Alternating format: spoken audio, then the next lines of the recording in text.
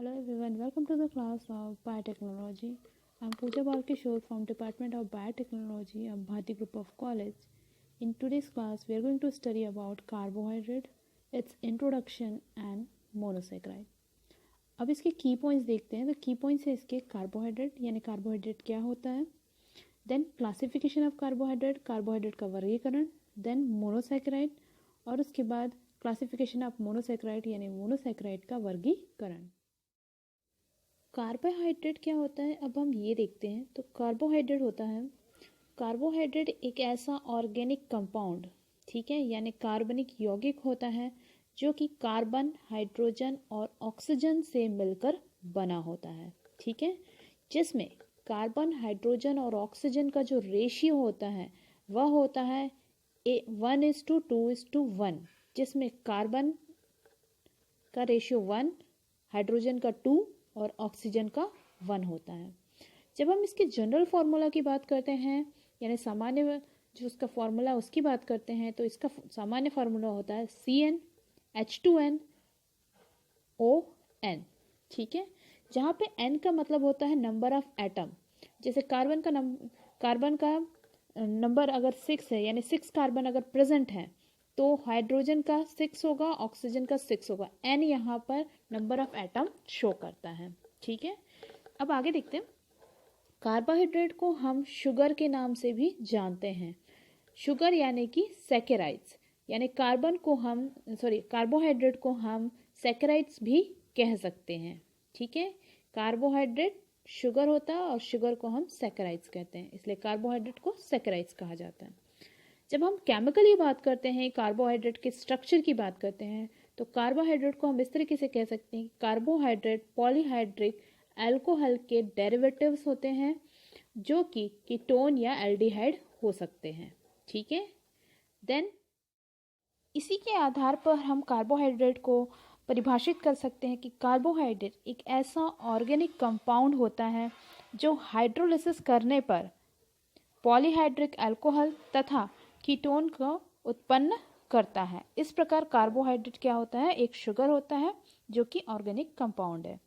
अब हम इसके स्ट्रक्चर की बात करते हैं। तो स्ट्रक्चर के बेस पे मैंने आपको पहले ही बताया कि यह 2 प्रकार का होता है, एक होता है एल्डोज और दूसरा होता है कीटोज। एल्डोज में क्या होता है, जब हम चेन स्ट्रक्चर की बात करते हैं, कार्बोहाइड्रेट के चेन स्ट्रक्चर की बात करते हैं, तब इसके जो लास्ट एंड पे होता है एल्डिहाइड ग्रुप, तब यह कहलाता है एल्डोज, ठीक है। लेकिन अगर सेकेंड कार्बन पे, यहाँ पे नंबर दिया हुआ आप देख सकते हैं, सेकेंड कार्बन पे अगर कीटोन प्रेजेंट होता है तब यह कहलाता है कीटोस ग्रुप, ठीक है।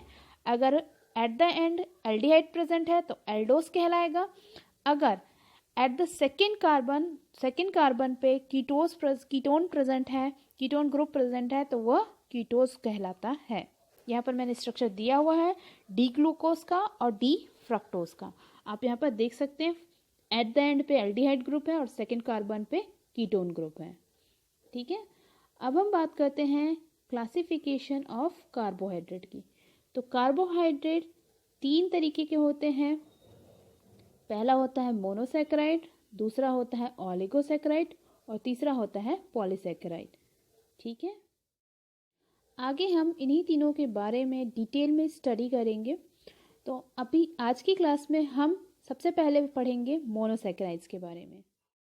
तो मोनोसैकेराइड की बात करते हैं। तो मोनोसैकेराइड एक ऐसा शुगर होता है जो हाइड्रोलिसिस करने पर और छोटे कार्बोहाइड्रेट में डिवाइड नहीं होता है और छोटे कार्बोहाइड्रेट में नहीं टूटता है, यानी मोनोसैकेराइड एक ऐसा शुगर है जिसे और ज़्यादा डिवाइड नहीं किया जा सकता हाइड्रोलिसिस करने पर, ठीक है।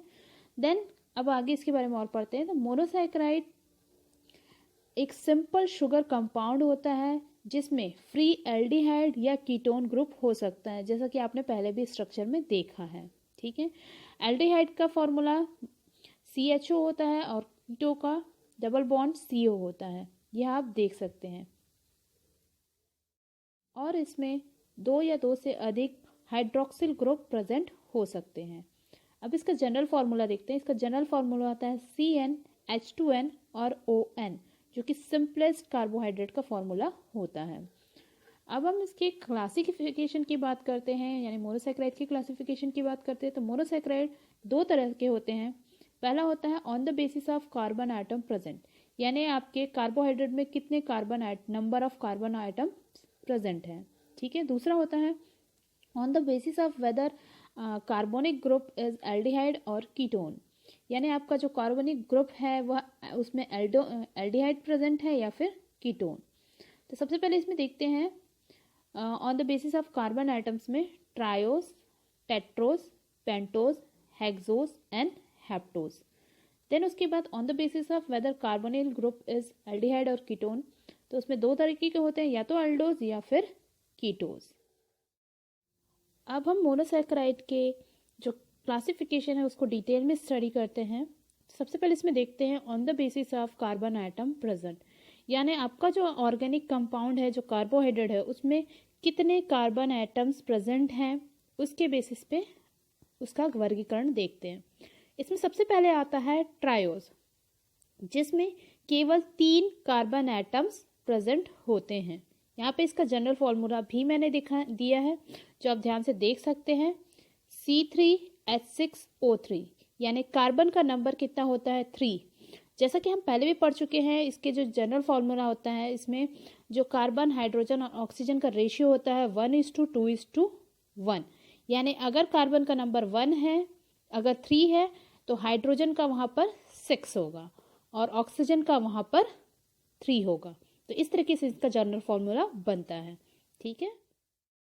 अब हम इसके एग्जाम्पल की बात करते हैं। तो एग्जाम्पल होता है इसका glyceraldehyde and di hydroxy acetone, ये इसके एग्जाम्पल हैं, ठीक है।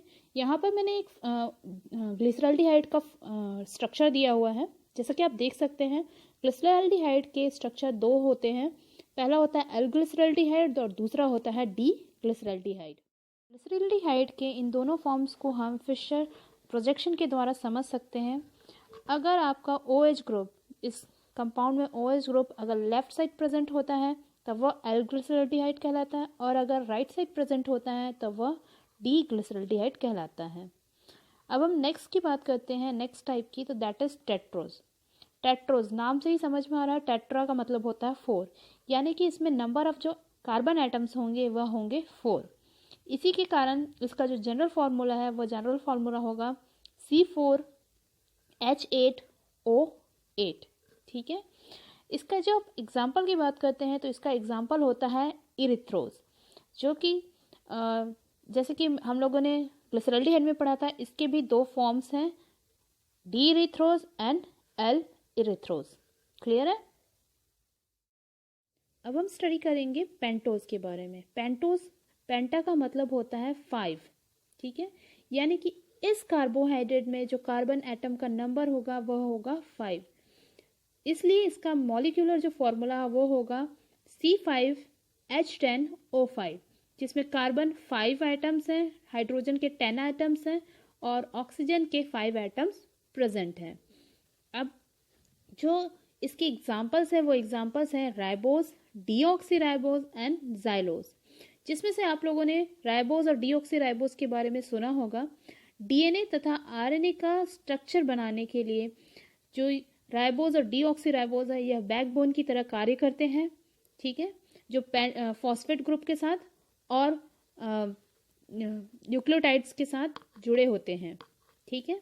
अब यहाँ पे राइबोज और डीऑक्सीराइबोज में जो डिफरेंस है मैं वो आपको समझाती हूँ। यहाँ पर मैंने राइबोज और डीऑक्सीराइबोज का स्ट्रक्चर दिया हुआ, जिसमें आप देख सकते हैं कि जो इसका रिंग फॉर्म है, रिंग फॉर्म में जो सेकेंड कार्बन है उसमें राइबोज में हाइड्रोक्सिल ग्रुप यानी OH प्रेजेंट है, जबकि डीऑक्सीराइबोज में हाइड्रोजन प्रेजेंट है।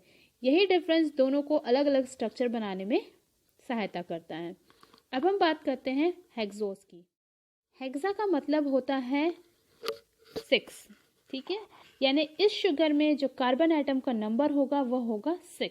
इसलिए इसका जनरल फॉर्मूला होता है C6H12O6, जिसमें कार्बन के 6 आइटम्स, हाइड्रोजन के 12 आइटम्स और ऑक्सीजन के 6 आइटम्स प्रेजेंट होते हैं। इसके जो जनरल एग्जाम्पल है वो एग्जाम्पल होते हैं glucose, fructose, galactose and mannose, जिसमें से ग्लूकोज, फ्रक्टोज और जो गैलेक्टोज होते हैं वह एक दूसरे के आइसोमर्स होते हैं। अब मैं आपको आइसोमर टर्म का जो मीनिंग होता है वो मैं समझाती हूँ, डेफिनेशन समझाती हूँ। आइसोमर्स का मतलब ऐसे कार्बनिक कंपाउंड जिनमें उनका जनरल जो फॉर्मूला होता है वह सेम होता है, लेकिन उनका जो स्ट्रक्चर बनता है वह स्ट्रक्चर अलग अलग होता है। यानी कि इनका जो जनरल फॉर्मूला होता है ग्लूकोज, गैलेक्टोज और फ्रक्टोज का वह सेम होता है, यानी C6H12O6, यानी कार्बन के 6 एटम्स प्रेजेंट है, हाइड्रोजन के 12 और ऑक्सीजन के 6। लेकिन यहाँ पर देखिए इन सभी में OH की जो पोजीशन है वह सब में अलग अलग है। फ्रक्टोज में कीटोज ग्रुप प्रेजेंट है इसलिए वो अलग हो जाता है। बाकी ग्लूकोज और गैलेक्टोज में एल्डिहाइड ग्रुप प्रेजेंट है, लेकिन उनमें OH की पोजीशन अलग अलग होने के कारण ये एक दूसरे से अलग हो जाते हैं, यानी ये एक दूसरे के आइसोमर्स हैं। इस प्रकार ग्लूकोज, गैलेक्टोज और फ्रक्टोज का फॉर्मूला सेम होता है, लेकिन उसके स्ट्रक्चर एक दूसरे से अलग अलग होते हैं। अब हम स्टडी करेंगे हैप्टोज के बारे में, जिसमें हैप्टा का अर्थ होता है 7, यानी कि इस कार्बनिक कंपाउंड में इस ऑर्गेनिक कंपाउंड में 7 कार्बन एटम्स प्रेजेंट होंगे। इस कारण इसका जो जनरल फॉर्मूला होगा वह होगा C7H14O7। यहाँ पर मैंने उसके एग्जाम्पल के तौर पे दिया है सीरोहेप्टुलोज, यानी कि यहाँ पर भी आप देख सकते हैं कि सीरोहेप्टुलोज के भी 2 फॉर्म्स होते हैं, D फॉर्म और L फॉर्म। यानी कि हम कह सकते हैं कि जितने भी आपके मोनोसैकेराइड्स होते हैं उन सभी के 2 फॉर्म्स होते हैं, यानी उन सभी में फिशर प्रोजेक्शन पाया जाता है। अब हम स्टडी करेंगे मोनोसैकेराइड के जो वर्गीकरण में दूसरे टाइप्स थे, जो कि था on the basis of whether carbonyl group is aldehyde और कीटोन, यानी आपका जो कार्बोनिल ग्रुप है वह एल्डिहाइड है या कीटोन है। जैसे कि अगर नंबर ऑफ एटम्स 3 हैं, कार्बन के नंबर ऑफ एटम्स 3 हैं, तो अगर उसमें एल्डिहाइड प्रेजेंट है तो वह कहलाएगा एल्डोट्रायोज। अगर उसमें कीटोन ग्रुप प्रेजेंट है तब वह कहलाएगा कीटोट्रायोज। अगर नंबर ऑफ एटम 4 है कार्बन का तब वह एल्डिहाइड फॉर्म में कहलाएगा एल्डोटेट्रोज और कीटोन फॉर्म में कहलाएगा कीटोटेट्रोज। अगर नंबर ऑफ एटम कार्बन के 5 हैं तब वह कहलाएगा एल्डोज फॉर्म में एल्डोपेंटोज और कीटो फॉर्म में कहलाएगा कीटोपेंटोज। उसी तरीके से अगर नंबर ऑफ कार्बन एटम 6 हैं तब एल्डिहाइड फॉर्म प्रेजेंट होने पे कहलाएगा एल्डोहेक्सोज और कीटोन फॉर्म में कहलाएगा कीटोहेक्सोज। इसी तरह से अगर कार्बन का जो एटम है वह 7 है आपके ऑर्गेनिक कंपाउंड में, तब वह एल्डिहाइड ग्रुप प्रेजेंट होने पर कहलाएगा एल्डोहेप्टोज और कार्बनिल ग्रुप अगर कीटोन ग्रुप प्रेजेंट होता है तो वह कहलाएगा कीटोहेप्टोज। इस तरीके से on the basis of number of carbon atom और on the basis of aldehyde, presence of aldehyde and ketone group, आपका मोनोसैकेराइड्स को अलग अलग ग्रुप में डिवाइड कर सकते हैं। Thank you everyone, thanks for watching the video.